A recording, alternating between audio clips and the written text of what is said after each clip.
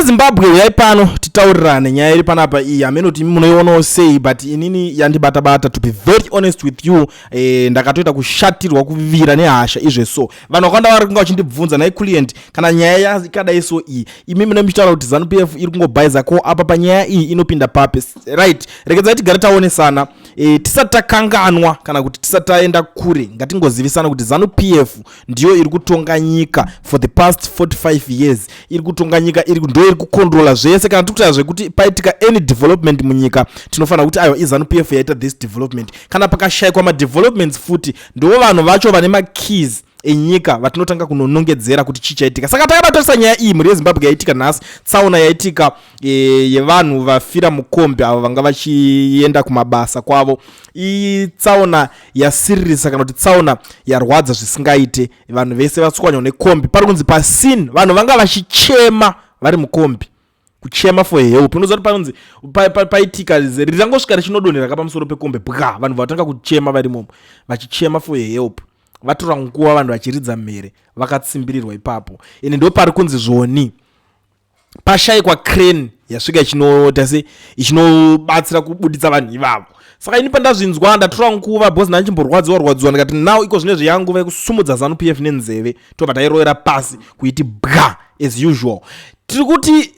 pese panonzi pari kuda kuitwa zvimwe zvinhu number 1 enda unotarisa mutauni izveso pakanzi mota yaklembwa yanhingirina panobuda crane ichimhanya pana vanotouya nechimota chikusumudza mudhingiri cheche votakura mota yemunhu voienda vabhozi vari kuti taiklemba vonosvika vosumudza mota yemunhu vomhanya voienda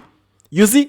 pakanzi zvoni parida unopwanywa dzimba aiwa zvigredha zvikatapila zviko panenge pachingobudikira zvinhu chero iwa makrena acho iwayo zviripo zviri prepared for that but pakanzi paitika tsaona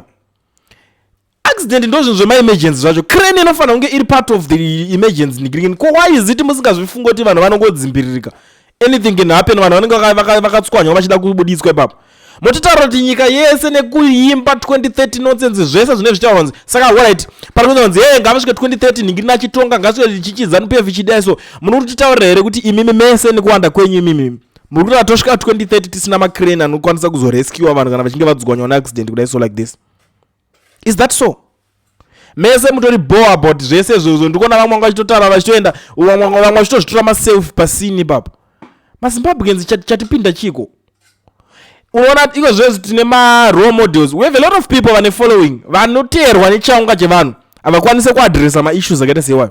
vari kurarama palife yechicoward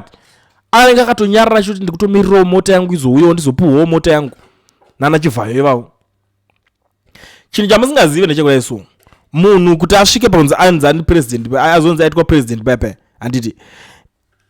ipower here anenge anaro but if you are a role model or someone ane following iri strong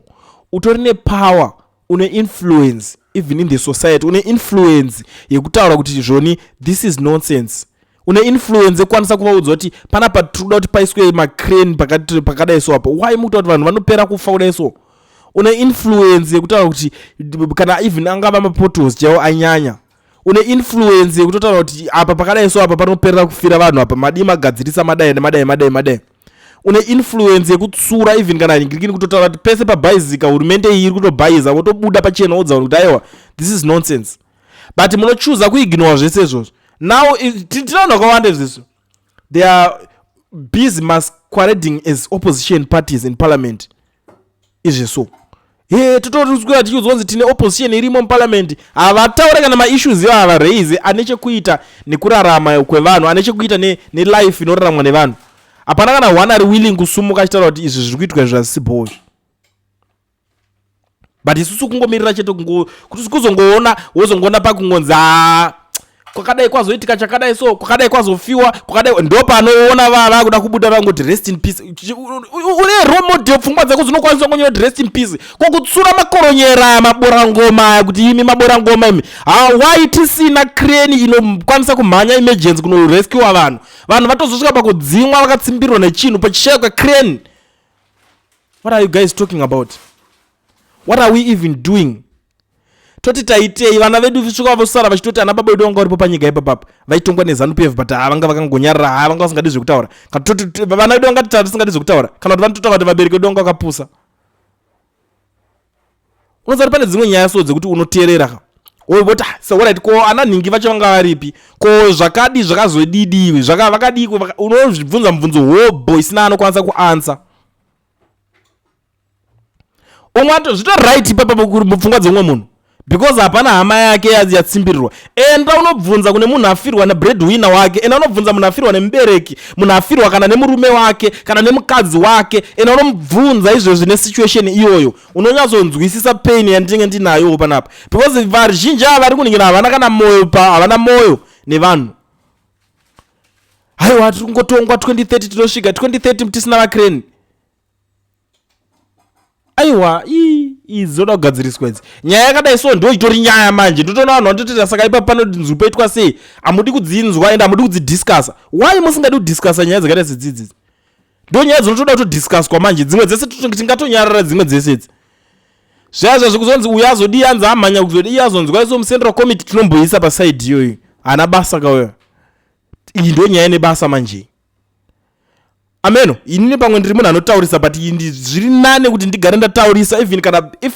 you know the reason why ndichigara ndataurisa ndaadressa ma-issues even ndakaita seaya what I know is even if anything happens to me